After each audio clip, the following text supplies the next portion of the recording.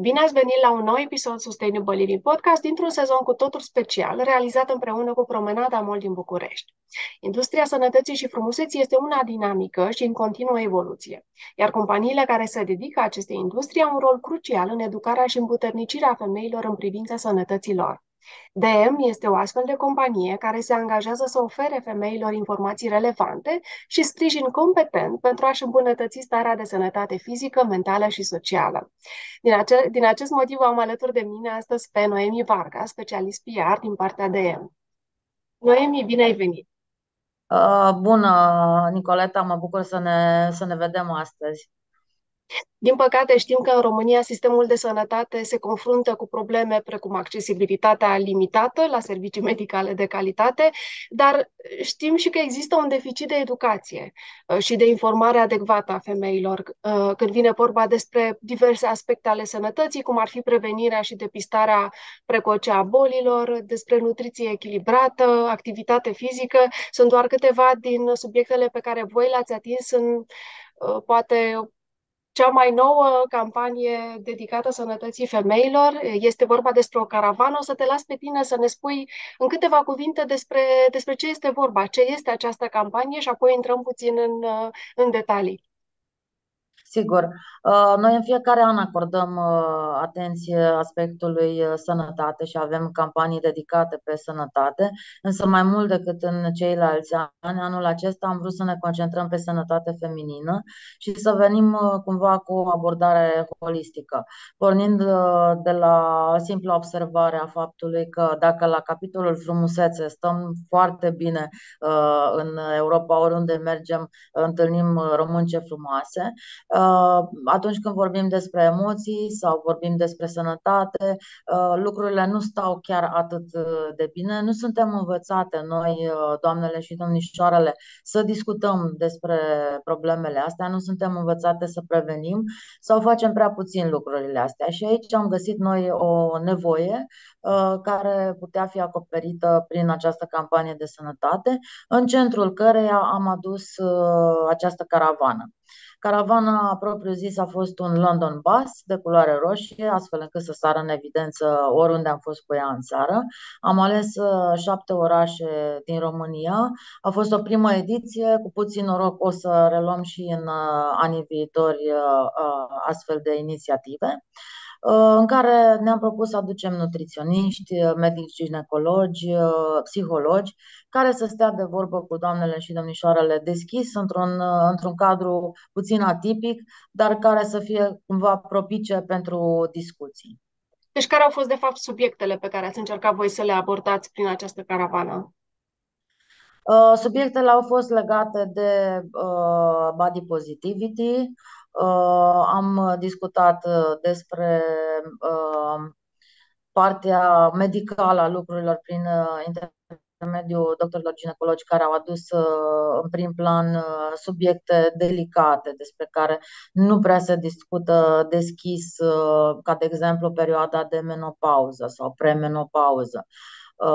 Am avut subiecte legate de nutriție prin două elemente: superfoods pe de o parte, superalimente, că este un subiect despre care ne place tuturor să povestim. Pe de altă parte, am avut consultanța de specialitate a unei companii din Târgu Mureș, ce ne-a însoțit pe parcursul caravanei și care a trimis trei doamne nutriționiste ce au făcut consultații live și au oferit sfaturi personalizate pentru cei care au pășit în caravana noastră. Și în ce mod promovați poate importanța educației? Este limpede că nu toate femeile au ajuns sau au avut acces în aceste zile în care a stat voi. Apropo, câte zile a stat în fiecare oraș? Câte 2 zile am avut alocate pentru fiecare din cele 7 orașe. Și ce se întâmplă după? Adică dacă nu am avut acces în aceste 2 zile la caravana DM, cum am acces la aceste informații mai departe și în ce mod poate mă ajută produsele pe care voi le puneți pe piață? Care este legătura pe care o faceți? Noi am considerat că această primă ediție a Caravanei ne va ajuta în primul rând pe partea de evaluare, să vedem ce putem să facem bine sau mai bine în viitor, astfel încât să putem să răspundem nevoilor de pe piață și am avut rezultate surprinzătoare și am considerat de asemenea că aceste discuții one-on-one, ca să zic așa, de la om la om, au adus un mare beneficiu, iar faptul că noi vom continua această comunicare în mediile online, că avem o broșură de sănătate scoasă cu ajutorul specialiștilor, acestea dau continuitate. Sigur, produsele din droghierii noastre, de asemenea, sunt o bună carte de vizită, pentru că pe sectorul alimentar, pe sectorul suplimentelor, pe sectorul dedicat sportului, venim cu o selecție foarte bună de produse pentru clientele noastre și pentru clienți, bineînțeles. Vorbeam mai devreme despre subiectele pe care ați încercat voi să le atingeți prin această campanie. Um, Înțeleg că ați apelat la specialiști și că această caravană, de fapt, a oferit accesul la informații specializate. Din ce echipe au fost formate aceste special... Care au fost specializările echipei, de fapt? Aceasta este, de fapt, întrebarea. Păi am avut cumva vrând să acoperim pe național. De exemplu, în București, unde am început această caravană în 24 și 25 iunie, am avut măsurători corporale, consiliere personalizată în nutriție, întâlniri cu o doamnă doctor ginecolog, care a oferit sfaturi pentru sănătate practice, dar a și discutat în întâlniri unul la unul cu doritoarele. Și, bineînțeles, pentru ca să fie puțin și distractiv, am organizat niște mici concursuri, am dat niște mici premii pentru cei care au pășit în caravana noastră, oferind niște taloane, în schimbul cărora puteau să câștige produse sănătoase.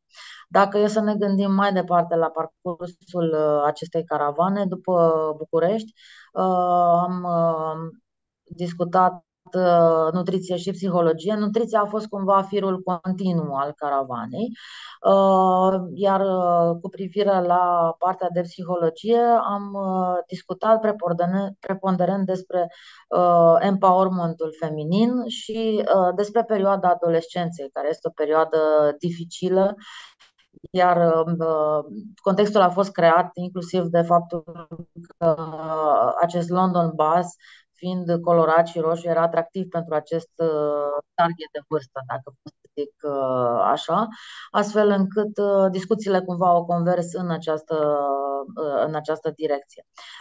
Cu ajutorul partenerilor noștri am oferit și premii legate de frumusețe, care s-au oferit în schimbul unor sfaturi scrise pe un panou în aceste localități. Și am făcut această acțiune în Brașov, în Constanța și în Iași, unde de altfel am și încheiat caravana. Pentru Timișoara, Cluj-Napoca, am avut acea secțiune de superfoods în care chiar noi am oferit informații despre superalimentele care sunt destul de căutate și la modă și am făcut recomandări de rețete și rețete rapide, ceva care să meargă așa pe vară, pe căldură, cum suntem în acest sezon. Deci nutriția a fost elementul central al campaniei. Dar care este profilul femeii interesate de aceste subiecte? Ați reușit să stabiliți un profil după aceste întâlniri? Da, ideea este că nu avem neapărat o vârstă definitorie, cum îți spuneam anterior, au fost vizitate atât de adolescente cât și de doamne mai în etate, însă cu referire la niște date statistice pot să-ți spun niște lucruri interesante. Primele date pe care am reușit să le obținem de la uh, nutriționistele cu care colaborăm și care ne oferă niște informații pe baza cărora putem să îmbunătățim și în viitor lucrurile, ca, de exemplu, faptul că undeva la doar 19% dintre persoanele care au intrat în contact cu caravana noastră au mai discutat vreodată cu un nutriționist. Deși o proporție covârșitoare, cum ar fi, de exemplu, 68% dintre doamne și domnișoare, sunt interesate de acest subiect, de subiectul sănătății. Am întâlnit undeva un procentaj de 30% de supraponderabilitate sau chiar și obezitate, astfel că ne gândim că subiectele astea au fost bine primite de doamne și de domnișoare. Vorbeai mai devreme despre o importantă parte a campaniei adresată, dacă vrei, împuternicirii femeilor. Um, Dacă ar fi să folosim acest podcast ca o platformă prin care să transmitem aceste mesaje, ce putem spune astfel încât femeile să fie încurajate să aibă o atitudine pozitivă față de sine sau să-și valorifice potențialul și să-și dezvolte încrederea în propria persoană?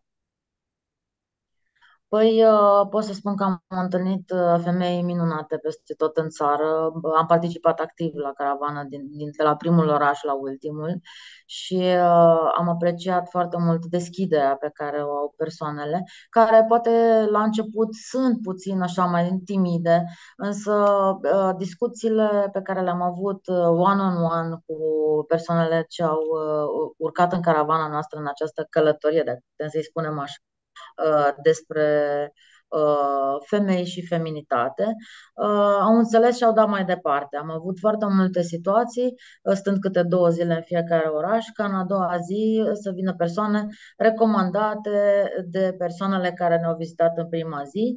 Am pățit să ne scrie după aceea pe căile de internet să mergem și în alte localități, că suntem așteptați și în alte perioade și așa mai departe. Astfel că feedback-ul este foarte bun și cred că un prim pas este acesta de analiză, autoanaliză și discuții deschise între noi femeile, dacă putem să spunem așa. Când ne gândim la comunitatea locală, pentru că vorbeai de un număr mare de orașe implicate în această campanie sau vizate de această campanie, în ce mod a fost implicată comunitatea? Dacă ați făcut parteneriate speciale sau ați planificat, poate pe termen lung, anumite parteneriate? Pot să spun legat de parteneriate că noi avem ambasadorii de brand pe care punem mare preț. Ei sunt parte din suflul nostru, ca să zic așa, în sensul că sunt iubitori de brand în primul rând și în al doilea rând sunt creatori de conținut. În fiecare din orașele pe care le-am vizitat, ei au fost prezenți alături de noi, au venit și au comunicat către comunitățile lor mai departe mesajele noastre și prin modalitatea asta cu siguranță că au atras un public mai numeros, precum și atenția pe care o merită acest tip de subiect, cum este cel al sănătății feminine. Mhm. Și care au fost, aș vrea să mă întorc puțin la mesajele pe care le-ați transmis. Care au fost, de fapt, aceste mesaje cheie și informații pe care le-ați transmis femeilor în ceea ce privește alimentația, mișcarea? Care sunt acele key learnings pe care trebuie să le avem mereu cu noi? O foarte mare proporție, aici n-am cifre, pot să spun doar din ce am observat eu, de doamne și domnișoare au fost surprinse să afle că de fapt vine cu ceea ce aleg să mănânce, cu ceea ce zice cântarul, deoarece cântarul pe care l-au folosit cele 3 nutriționiste scotea o analiză completă legată de masă musculară, consumul de apă, mai multe detalii și multe dintre ele au plecat cu zâmbetul pe buze doar în ideea că deja fac multe lucruri bune și există câte ceva de îmbunătățit, așa cum este pentru noi mereu.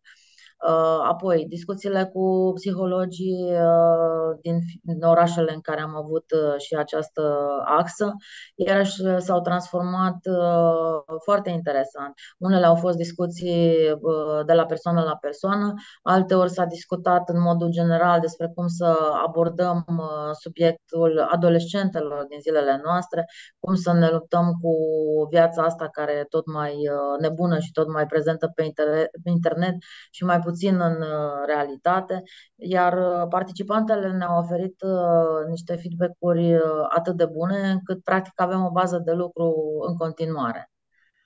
Crezi că va contribui această campanie la acceptarea de sine, la promovarea unei mentalități pozitive față de corp și frumusețe? Și, de fapt, care sunt obiectivele voastre în acest sens?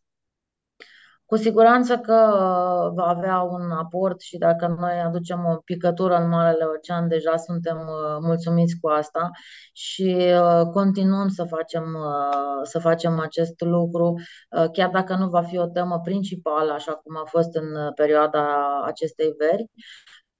Noi dintotdeauna am avut această abordare legată de feminitate și femei, în care subiecte ca body positivity sau empowerment sau acceptare de sine au fost întotdeauna în atenția noastră și fac parte din filozofia noastră, astfel că ele vor îmbrăca probabil alte forme în alte campanii și le vom regăsi pe parcursul unui an întreg, dacă pot să zic așa.